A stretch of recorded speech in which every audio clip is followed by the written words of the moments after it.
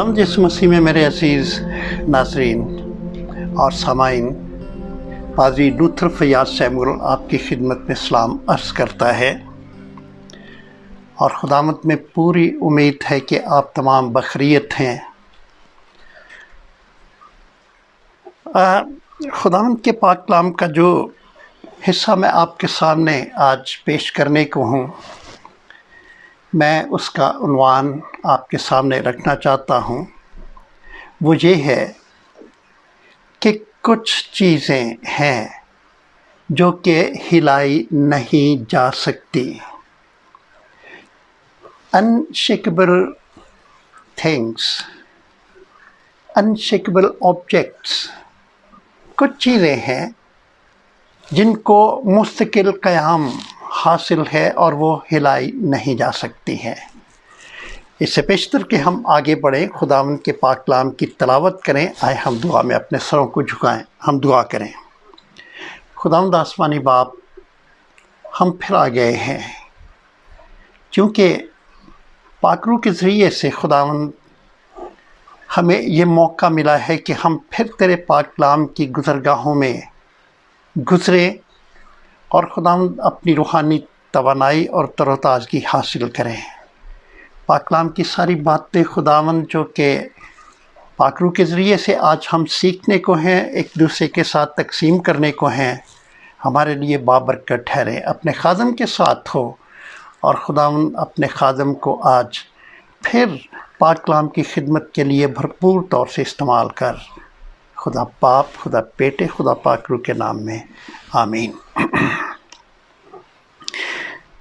हवाला जो कि मैं आपके सामने तलावत करना चाहता हूँ वो इब्रानियों के नाम ख़त और उसका 12वां बाब और उसकी 18वीं आयत से लेकर 29वीं आयत तक है। इब्रानियों के नाम ख़त उसका 12वां बाब और उसकी 18वीं आयत से लेकर 29वीं आयत तक, जो कि इस तौर से है। यहाँ पर लिखा है, तुम उस पहाड़ के पास नहीं आए जिसको छूना मुमकिन था और वो आग से जलता था और उस पर काली घटा और तारीकी और तूफ़ान और नरसिंगे का शोर और कलाम करने वाले की ऐसी आवाज़ थी जिसके सुनने वालों ने दरख्वास्त की कि हमसे और कलाम ना किया जाए, क्योंकि वो इस हुक्म की बर्दाश्त ना कर सके कि अगर कोई जानवर भी उस पहाड़ को छुए तो संसार किया जाए। और वो नज़ारा ऐसा डरावना था कि मूसा ने कहा, मैं निहायत डरता और कांपता हूँ।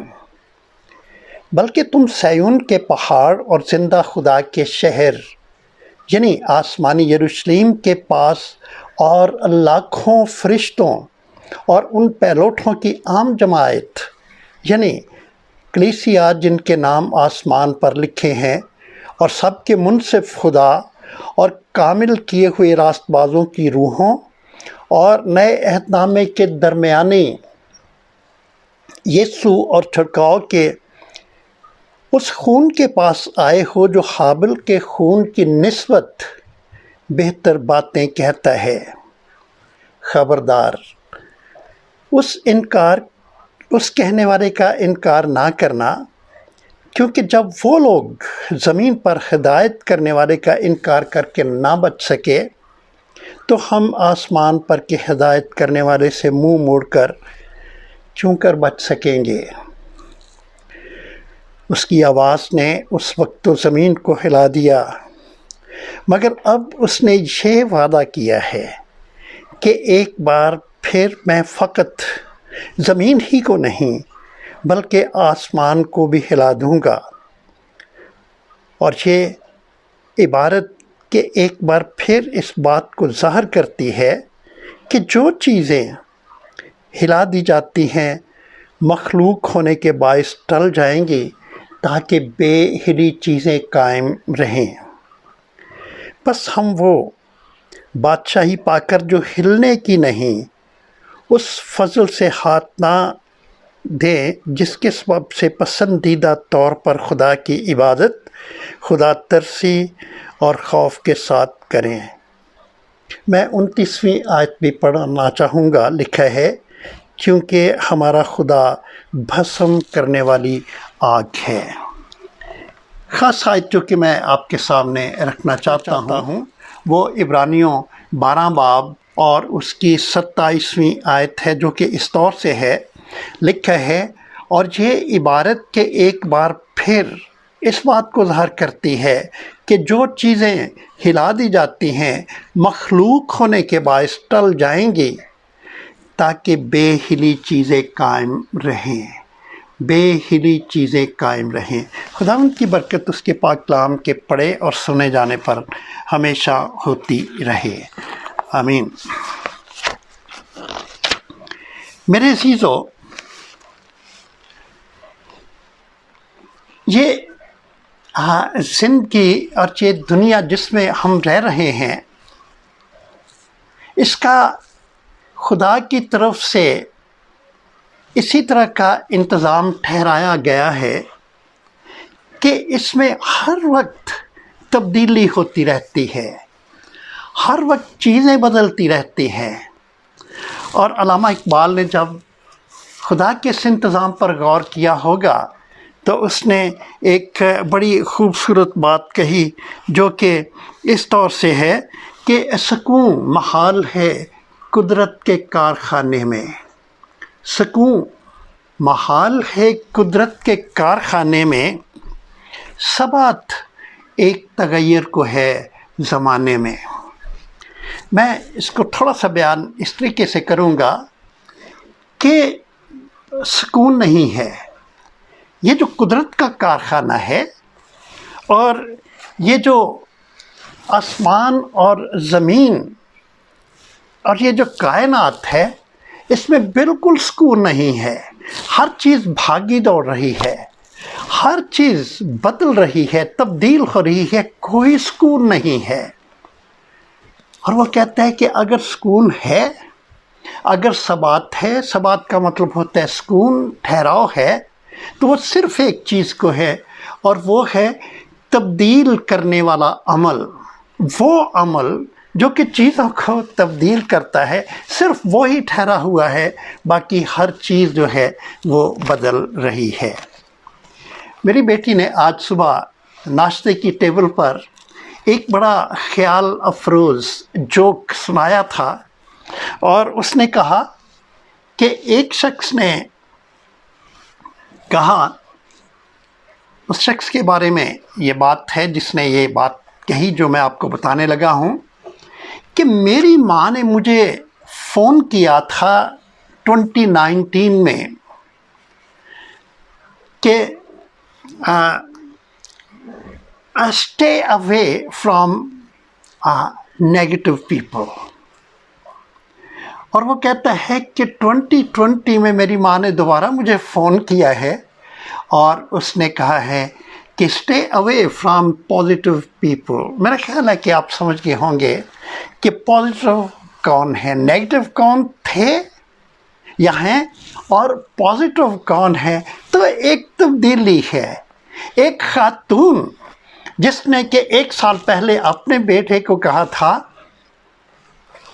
کہ وہ جو منفی سوچ والے لوگ ہیں ان سے دور رہنا ہے، اور اب اس نے کہا کہ وہ لوگ جن میں کسی طرح کی مثبت تبدیلیاں ہیں اب ان سے دور رہنا ہے۔ یہ کرونا وائرس کے دن ہے، اسی خیال کے تحت اس نے کہا کہ جو پازیٹیو ہیں ان سے دور رہنا ہے۔ چنانچہ کتنی بڑی تبدیلی ہے جو کہ اس دنیا میں جس میں ہم رہتے ہیں اس میں پیدا ہوئی ہے۔ عبرانیوں کے نام خط اس کا 12واں باب عبرانیوں کے خط کا آخری باب ہے، اور اس بات کے ذریعے سے خدا کا کلام ہمیں یہ سکھاتا ہے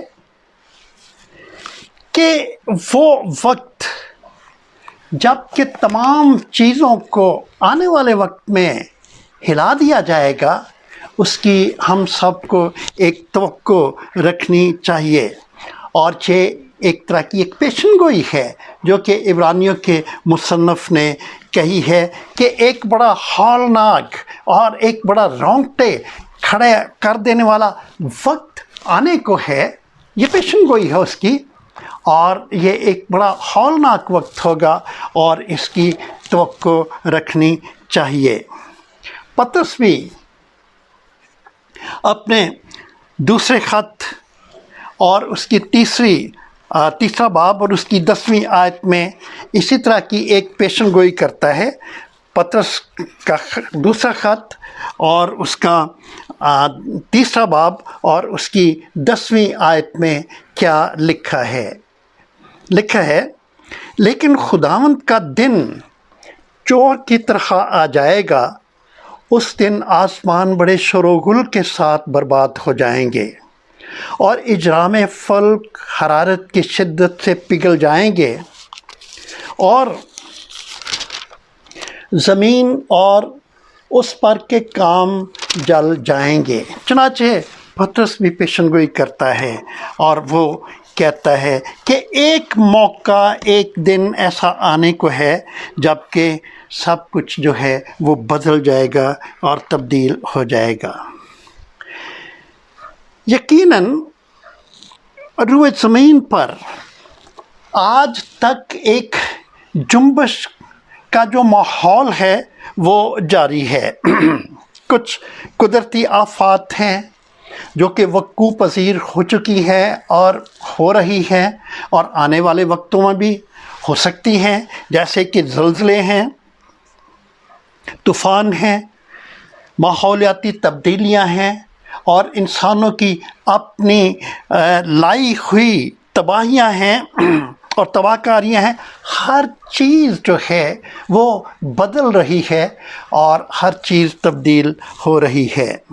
ضرورت ہے کہ ان حالات میں اس تمثیل کو یاد رکھا جائے جو کہ ہم نے اپنے بچپن کے دنوں میں اور آج کل ہماری اولاد، ہمارے بچے سیکھتے ہیں اور ہمیشہ تک جب تک کہ خداوند کی دوبارہ آمد وقوع پذیر نہیں ہوتی ہے سیکھتے رہیں گے. اور وہ ہے کہ عقل مند کا چٹان پر گھر بنانا اور بیوقوف کا ریت پر گھر بنانا، یہ بہت مشہور تمثیل ہے. اور ہر وہ چیز بدل سکتی ہے، ہر وہ چیز تباہ ہو سکتی ہے جو کہ ریت پر بنے گی اور اس کو بالکل قیام نہیں ہے. اور شاید اسی طرح کی تمثیل کو سن کر ایک شاعر نے کہا تھا، ریت سے بت نہ بنا اے میرے بھولے فنکار، ریت سے بت نہ بنا اے میرے بھولے فنکار، ایک لمحے کو ٹھہر میں تجھے پتھر لا دوں. گھر تو وہی قائم رہے گا جو کہ پتھر پر، اس پتھر پر جس کے بارے میں پاک کلام بیان کرتا ہے، چٹان پر بنا ہوا گھر، بنی ہوئی چیزیں جو ہیں وہی قیام پذیر ہوں گی اور وہی رہیں گی. لیکن جب ہم دیکھتے ہیں آج کے حالات تو ہماری تہذیب ہل رہی ہے کیونکہ پتھر پر نہیں ہے. معاف کیجیے گا، 2 ہولناک عالمی جنگیں لڑی جا چکی ہیں اور تیسری عالمگیر جنگ کے جو ہولناک بادل ہیں ان کی گرج تو ہم ہر روز سنتے رہتے ہیں. دنیا کے حالات کچھ اس طرح کے دکھائی دے رہے ہیں کہ جیسے ہماری معیشت اور تجارت اور کاروبار اور انڈسٹری اور صنعت کاری بری طرح ہل چکی ہے اور متواتر وہ ہلتی جا رہی ہے. ہم دیکھتے ہیں یہ سب کچھ ہمارے سامنے ہے. ایک وقت تھا، تھوڑے ہی عرصہ گزرا ہے جب کہ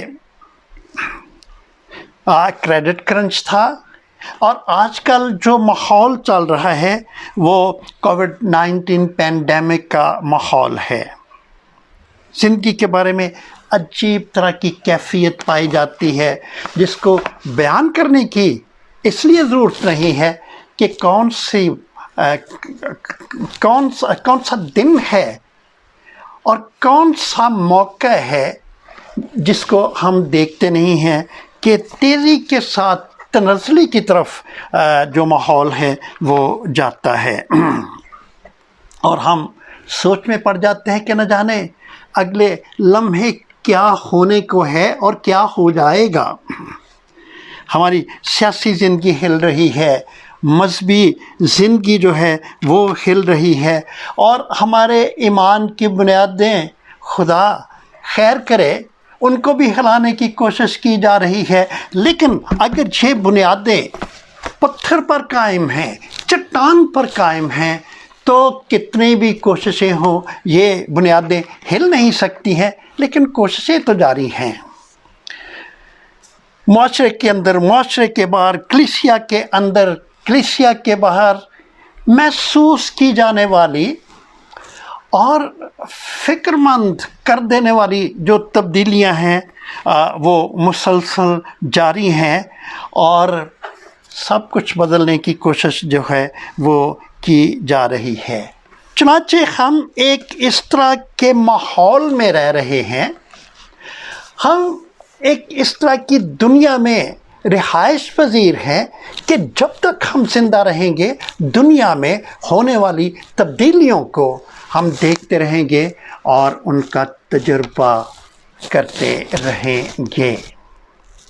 یہ آج کی بات نہیں، یہ شروع سے ایسا ہی ہو رہا ہے اور یہ ہوتا رہے گا۔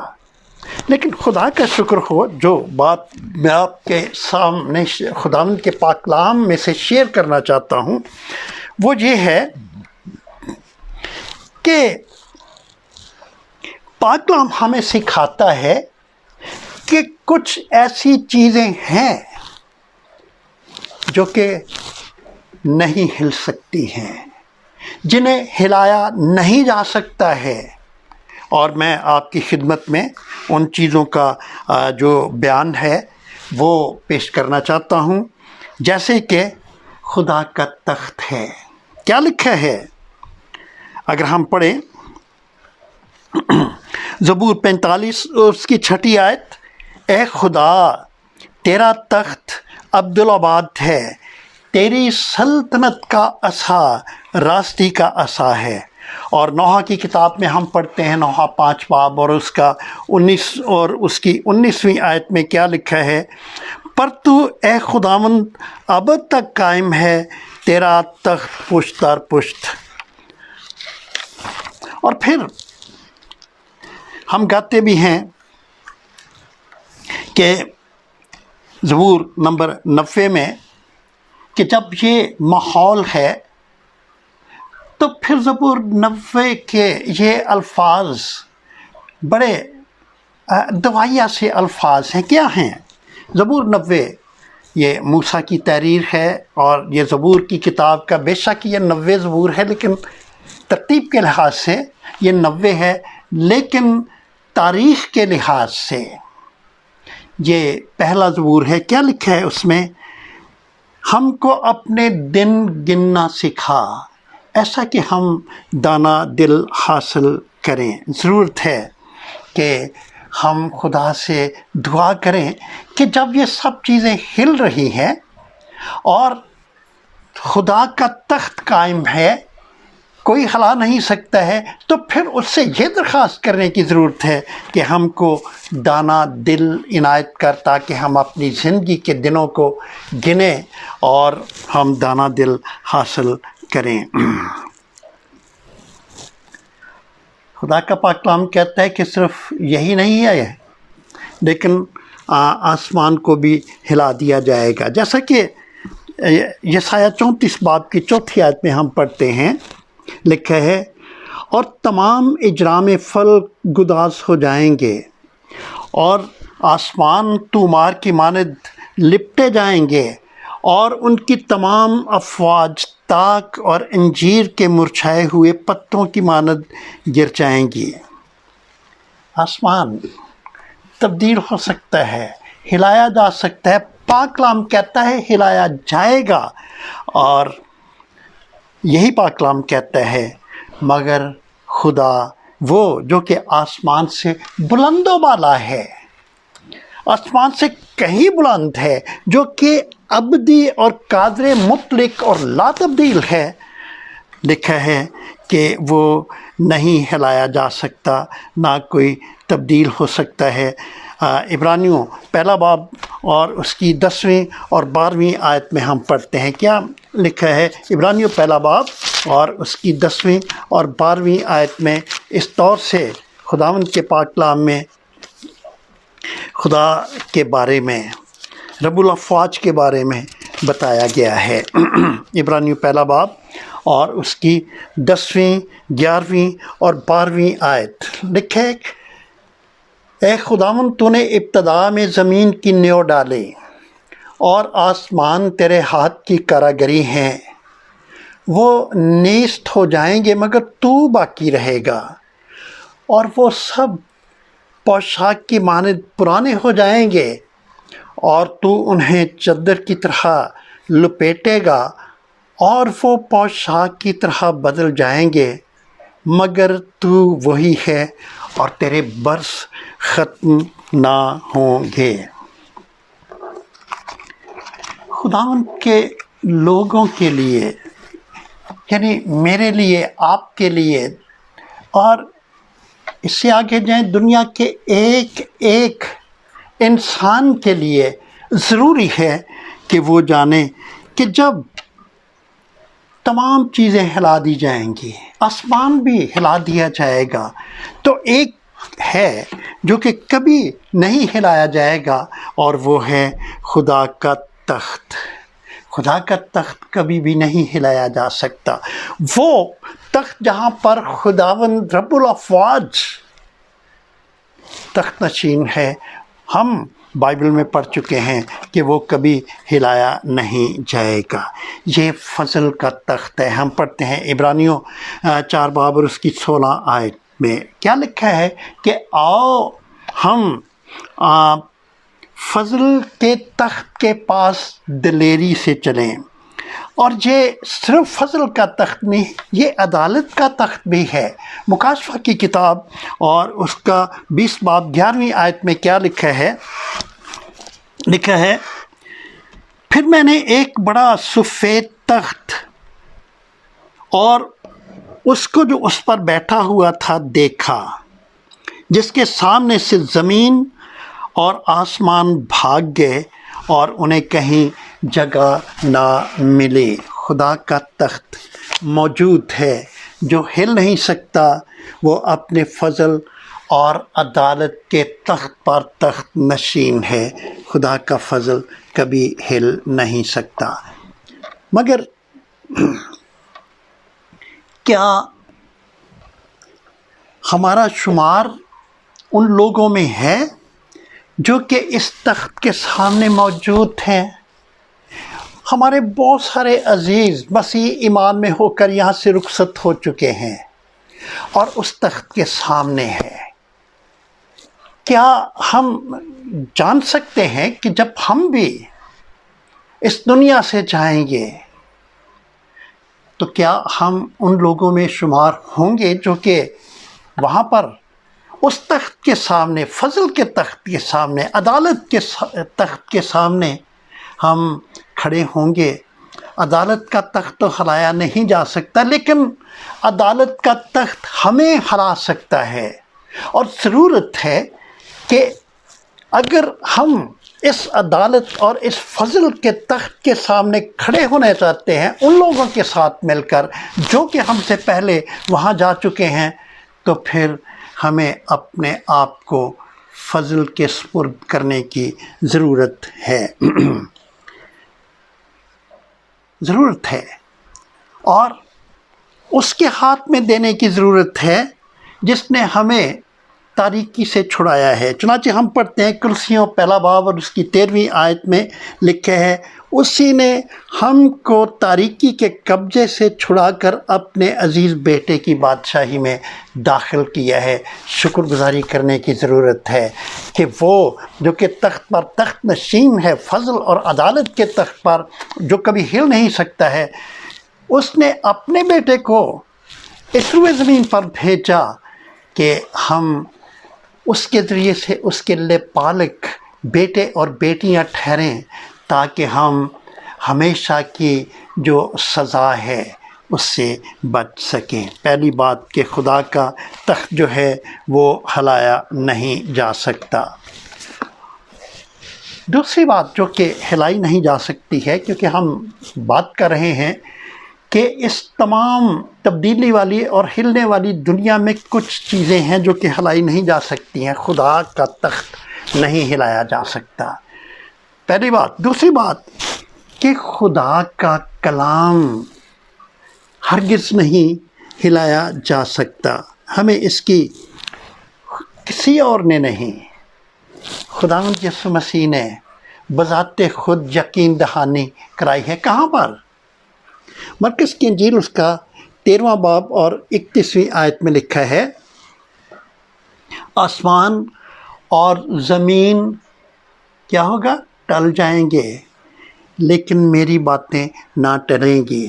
और फिर हम मरकस माफ़ कीजिएगा पतरस के ख़त में भी हम बड़े वाशगाफ तौर पर पढ़ते हैं, जो कि इस तौर से है। पतरस पहला बाब और उसकी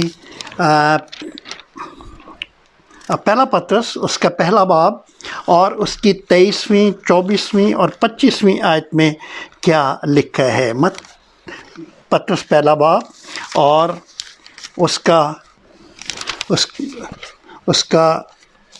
उसकी 23वीं और 24वीं और 25वीं आयत लिखा है, क्योंकि तुम फ़ानी तुख्म से नहीं बल्कि गैर फ़ानी और खुदा के कलाम के वसीले से जो ज़िंदा और कायम है नए सिरे से पैदा हुए हो। चुनांचे हर बशर घास की मानद है और उसकी सारी शान व शौकत घास के फूल की मानद। घास तो सूख जाती है और फूल गिर जाता है। और 25वीं आयत, लेकिन खुदावंद का कलाम अब तक कायम रहेगा।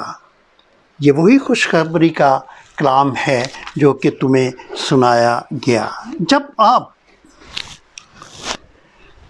अपनी बाइबल को अपने हाथों में लेते हैं तो आप बड़े दावे के साथ कह सकते हैं, पहली बात कि वो वादे जो कि पाक कलाम के ज़रिए से हमें दिए गए हैं वो कभी टलेंगे नहीं और वो कभी बदलेंगे नहीं। अंदाज़ा लगाया गया है, जो बाइबल को बड़े ध्यान बड़े गौर के साथ पढ़ते हैं वो कहते हैं, क्या कहते हैं?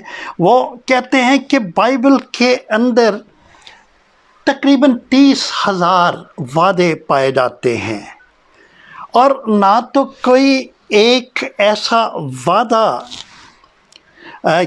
किया जाएगा जो कि पूरा नहीं होगा। खुदा के हर बच्चे के लिए हर तरह की हालत और ज़िंदगी के हर तरह की सूरत हाल के लिए वादा किया गया है और वादा मौजूद है। और जब हम यीशु मसीह पर ईमान ले आते हैं और उसे अपना शख्सी निजात दहिंदा कबूल कर लेते हैं, अपनी ज़िंदगी को उसके हाथ में दे देते हैं, तो ये वादे भी हमारे हो जाते हैं, क्योंकि वो हमारा है, वादे उसके हैं। जब वो हमारा हो जाता है तो उसकी तमाम बातें जो हैं वो भी हमारी हो जाती हैं और ये वादे भी। क्या लिखा है? 2 कुरिन्थियों पहला बाब उसकी 20वीं आयत में लिखा है, क्योंकि खुदा के जितने वादे हैं वो सब उसमें हाँ के साथ हैं। اس لیے اس کے ذریعے سے آمین ہوئی تاکہ ہمارے وسیلے سے خدا کا جلال ظاہر ہو۔ دوسری بات جو کہ ہم سیکھ سکتے ہیں اس تناظر میں کہ جب ہم بائبل کو پڑھتے ہیں تو ہم یہ سیکھتے ہیں کہ وعدے ہمارے ہیں، اور پھر دوسری بات کہ ہم جب خداوند کا پاک کلام نہیں ہلایا جا سکتا تو ہم پاک کلام کی قدرت اور قوت کو، پاور کو بھی ہلتا ہوا نہیں دیکھ سکیں گے، نہیں دیکھیں گے، یہ ہو ہی نہیں سکتا ہے۔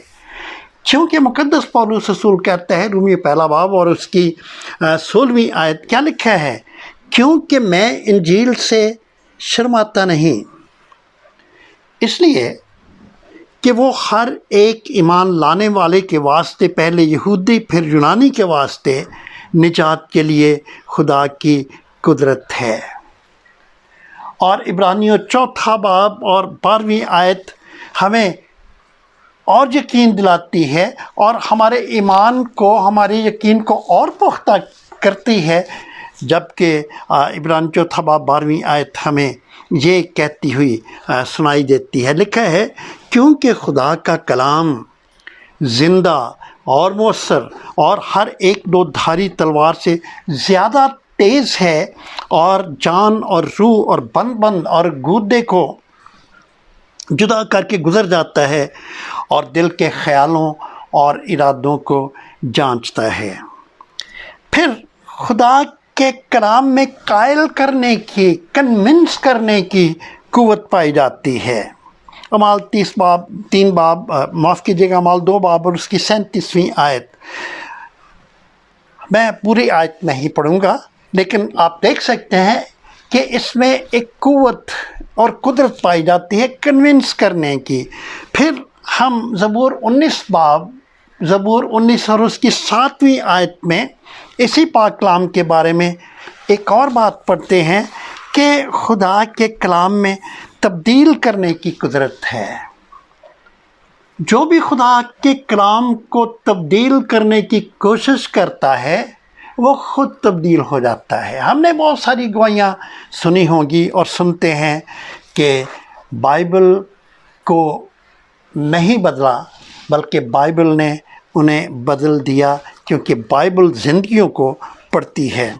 پھر کہ خدا کے پاک کلام میں جو کہ ہل نہیں سکتا، تبدیل نہیں ہو سکتا، اس میں پاک کرنے کی قوت پائی جاتی ہے۔ جوان اپنی روش کو کس طرح پاک رکھے، زبور نمبر 119 اور 9 آیت۔ پھر ہم اسی کلام میں جو کہ بدلا نہیں جا سکتا ہے، اور کیا ہم اپنے لیے اس پاک کلام میں سے حاصل کر سکتے ہیں کہ تسلی پائی جاتی ہے۔ خدا کے پاک کلام میں تسلی پائی جاتی ہے۔ ہم زبور 119 اور اس کی 49ویں اور 50ویں آیت میں پڑھ سکتے ہیں۔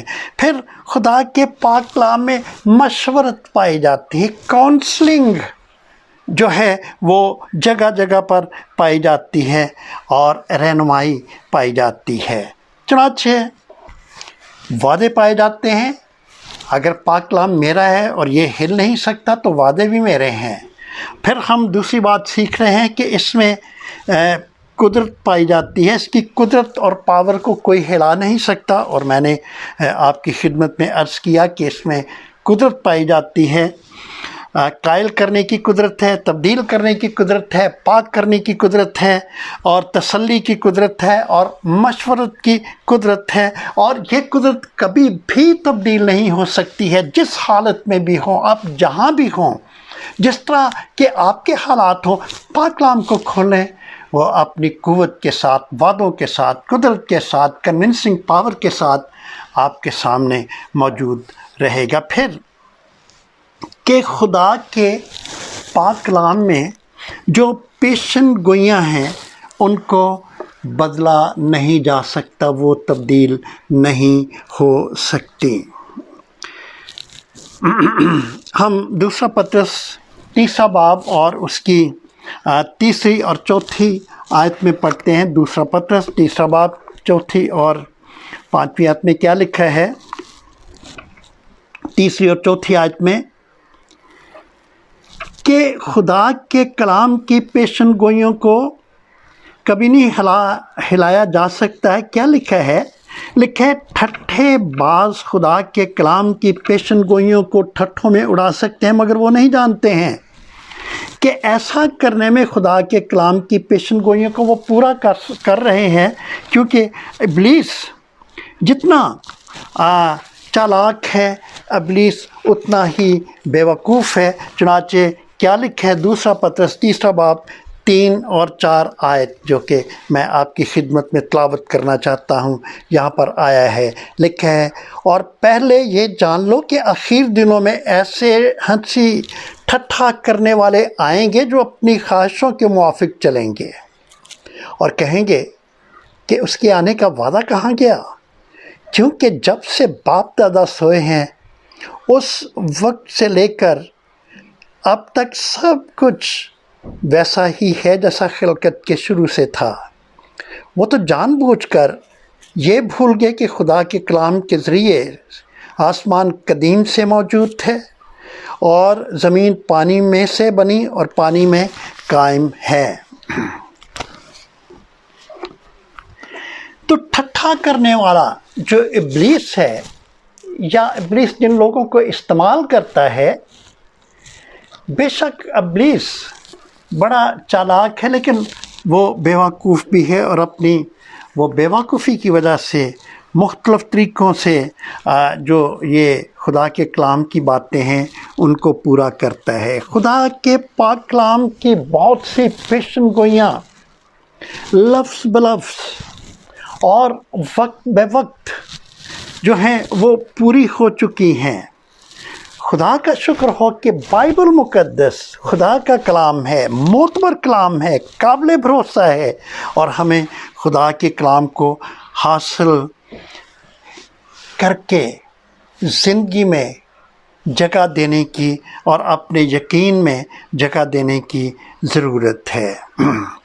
اور پھر کہ خدا کی کلیسیا جو ہے اس کو نہیں ہلایا جا سکتا۔ اگر آپ یہ جو دنیا کی تاریخ ہے اس کے اوراق کو پلٹیں تو آپ دیکھیں گے کہ کلیسیا قائم ہے، آج تک قائم ہے اور ہمیشہ تک قائم رہے گی۔ کلیسیا یسوع کی دلہن ہے اور دلہا اس کلیسیا کا نگہبان ہے۔ کسی نے بڑی خوبصورت بات کہی تھی، جب کہ اس نے اس سارے ظلم کو، جور و ستم کو دیکھا تھا اور اس کے بارے میں پڑھا تھا جو کہ رومی شہنشاہ نیرو نے کلیسیا پر کیا، تو بے اختیار اس کے دل سے یہ لفظ نکلے، اس نے کہا نیرو کی خدائی میں گو ظلم و ستم ٹوٹے، شاداب رہا لیکن گلزار مسیحیت۔ میں نے آپ کو اپنے بیان کے شروع میں خداوند یسوع مسیح کی تمثیل کا حوالہ دیا تھا، ریت پر گھر بنانے والے شخص کی اور چٹان پر گھر بنانے والے شخص کی۔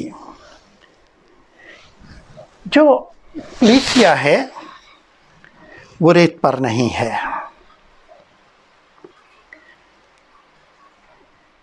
کلیسیا چٹان پر ہے۔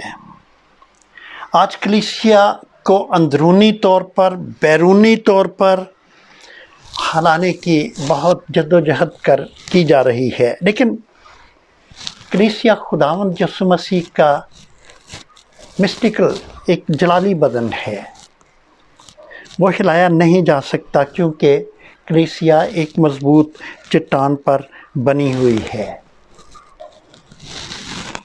کلیسیا محفوظ ہے، کلیسیا دائمی ہے، اور کلیسیا کا جو مالک ہے، کلیسیا ایک دلہن ہے، وہ یسوع ہے، اور کلیسیا اس دلہا کی دلہن ہے جو کہ دائمی ہے، اور اس کا حفاظت کرنے والا ہمارا خداوند یسوع مسیح ہے جو کہ ہمیشہ تک زندہ ہے۔ خداوند یسوع مسیح میں میرے عزیز بھائیوں، بہنوں اور بچوں،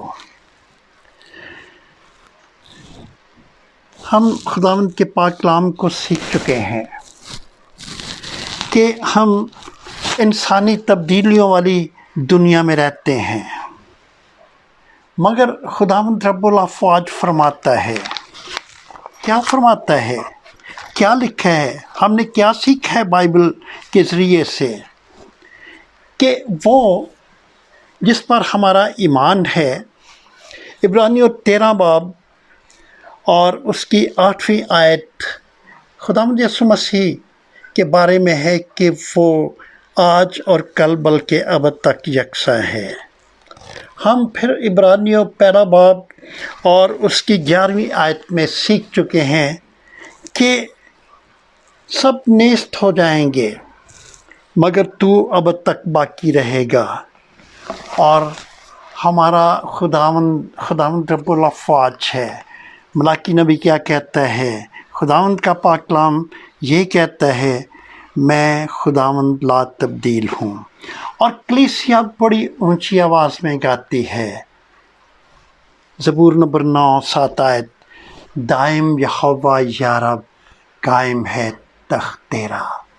خداوند یسوع مسیح میں میرے عزیزو، ہم خداوند کے شکر گزار ہوں کہ ہمیں اسی دنیا میں رکھا ہوا ہے خداوند قادر مطلق نے، جس کا معمار وہ ہے۔ خداوند نے اس دنیا کو بہت خوبصورت بنایا ہے۔ ہم اس کے بیٹے اور بیٹیاں ہیں۔ اس نے ہمیں ہمارے آسمانی باپ میں خداوند یسوع مسیح کے ذریعے سے قائم رکھنے کے لیے خدا کا پاک روح دیا ہے، جو کہ ہمیں قوت بخشتا ہے، اور یہ قوت ہمیں خداوند یسوع مسیح کے وسیلے سے اس کے بیٹے اور بیٹیاں بناتی ہے، نیپالک بیٹے اور بیٹیاں بناتی ہیں۔ ہم خداوند کے شکر گزار ہوں کہ وہ کبھی بھی ہماری جو پدرانہ شفقت کی ضرورت ہے اس سے باز نہیں آتا ہے۔ ہماری ہر حالت میں اس کی پدرانہ شفقت ہمارے شامل حال ہوتی ہے۔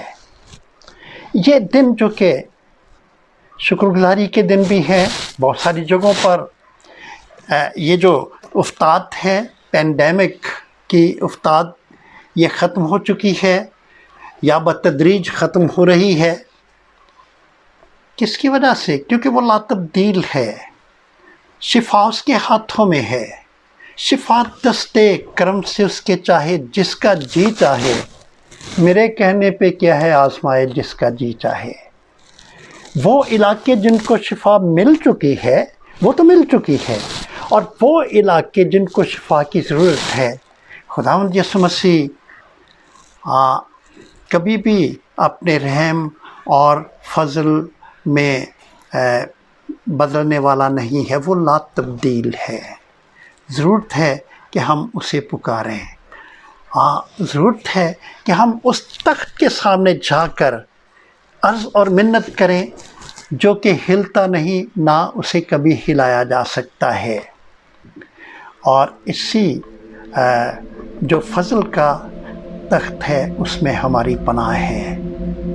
خداوند یسوع مسیح میں میرے عزیزو، آج کے پاک کلام کے ذریعے سے جتنی برکت ہم سب کو ملی ہے، زندگیوں میں قائم رہے، اور ہم اپنے ایمان کی مضبوطی میں ہر روز بڑھتے اور ترقی کرتے رہیں۔ ہمیشگی کا خدا آپ کے ساتھ ہو، آمین۔